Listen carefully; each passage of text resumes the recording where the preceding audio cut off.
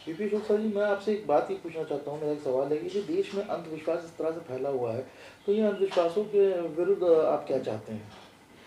देखिए अभी काफ़ी वीडियोज़ आए और जैसे कोरोना जो कोविड-19 का जो इन्फेक्शन है, वायरल इन्फेक्शन वो फैला हुआ है, उसके संबंध में कुछ लोगों ने गीत गाने शुरू कर दिए, किसी ने नारेबाजी करनी शुरू कर दी और किसी ने कहा कि हम कोरोना का झाड़ा करते हैं।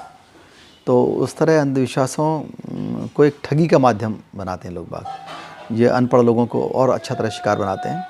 कई बार इसके आधार पर लोगों को आत्महत्याएं करवा देंगे, कई बार अंधविश्वास के आधार पर बच्चों की बलि हो जाती है, कई बार उन अंधविश्वासों के आधार पर मास सुसाइड, जैसे कि नोएडा में देखने को मिला था, 11 लोगों ने आत्महत्या कर ली थी। और इस तरह से लोगों को लूटने का क्रिमिनल्स भी उसका यूज़ करते हैं। और यौन शोषण बच्चों का होता है, महिलाओं का यौन शोषण होता है देहात में, कोई बाबा बन के चला गया, कोई कुछ है। और कहीं ना कहीं कानून के दायरे से वो लोग बाहर रहते हैं।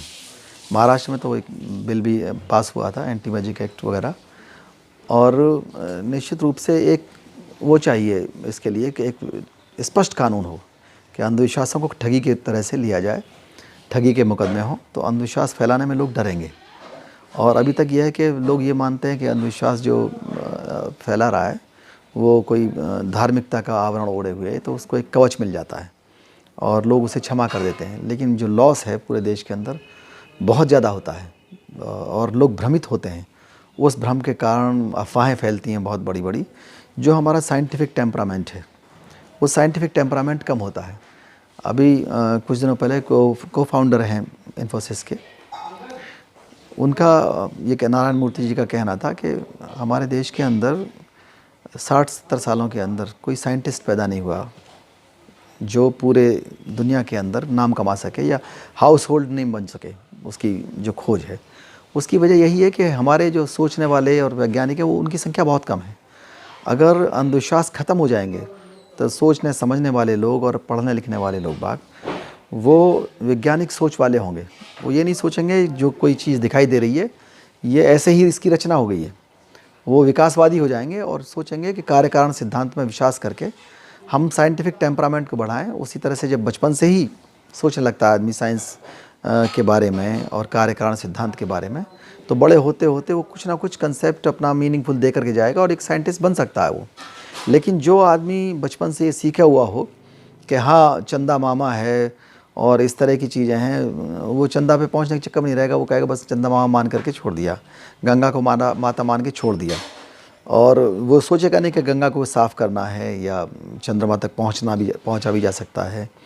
ये तो छोटे छोटे उदाहरण हैं, बहुत से उदाहरण ऐसे भी जिनसे कोई नुकसान ज़्यादा नहीं होता, मनोरंजन होता है या एक बहलाने वाली चीज़ें हैं। लेकिन जहाँ पर वो अपराध की श्रेणी में आ जाता है या अपराध को उसका एक आवरण मिला हुआ है, उस आवरण का ख़त्म होना कानून के द्वारा ही संभव है। पूरे देश के अंदर अगर इस तरह का कोई कानून बनता है कि हाँ जो अंधविश्वास है उसको ठगी की तरह से ट्रीट किया जाएगा, उसी के मुकदमे होंगे, तो जो अंधविश्वास फैलाने वाला एक बहुत बड़ा अपराधी तबका है वो उसको फैलाने से डरेगा।